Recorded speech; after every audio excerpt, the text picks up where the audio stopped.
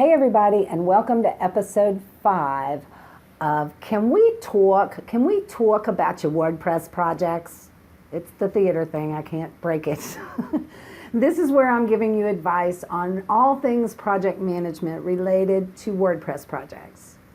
In the last few episodes, we've talked about some plans and processes that your agency or you as an individual provider should have in place in order to establish a rock-solid project management approach to your WordPress projects. We talked about acceptance management, we talked about client management, we talked a little bit about risk and issues management, and today we're going to talk about a big one, change management. Now, the truth is, most solution providers have a change control process. The problem is they don't usually stick to it. But let's go back and talk about why you need a change control process. Sometimes when we give estimates, we tend to take the position that we'll get everything right in the first go-round. And we pretend like there won't be any change, that like we've got some sort of crystal ball or something. But the client may think of things after they've signed the contract. You might have forgotten to ask them something. They might have forgotten to tell you something.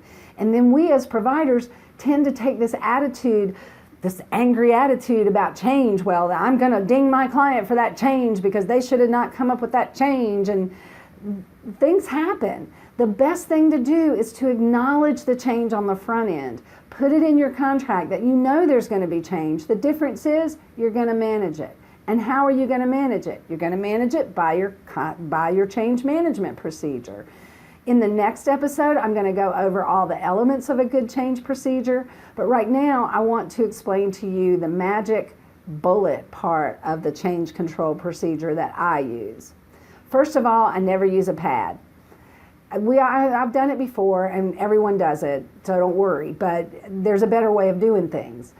Instead of taking some arbitrary amount of money and adding it to the actual quote for the project, use a change budget. Now, what is a change budget and how's that different than a pad? Well, a change budget is a sack of money, a bucket of money, a budget that you set on top of the project cost. So let's say that the project's going to cost $5,000.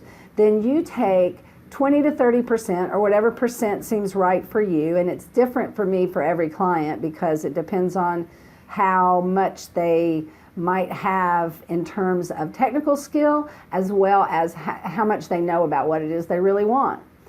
But anyway, you take this 20 to 30% and you set it aside in a separate budget just for change. So it doesn't get used if there isn't any change. You have a formal change control process where a change is submitted, and then that's given to the client, and they get to decide whether that money comes out of the change budget and goes onto the project budget or not.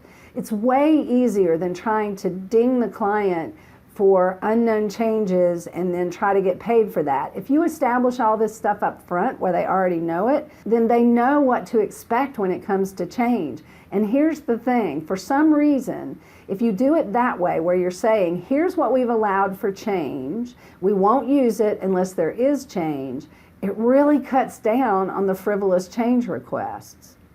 So that's why you need a change control procedure, and you need a really good one. I'm trying to keep these videos kind of short so that you can consume this information quickly and then go use it. So in the next episode, I'm going to cover all the different elements of a good change control procedure.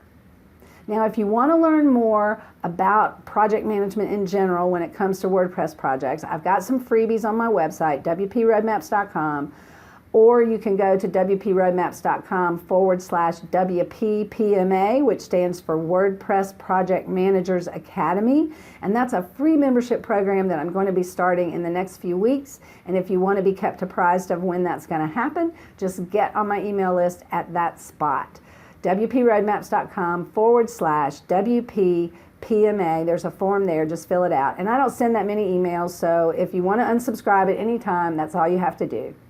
So as I said, in the next episode, we'll be talking about the elements of a good change procedure.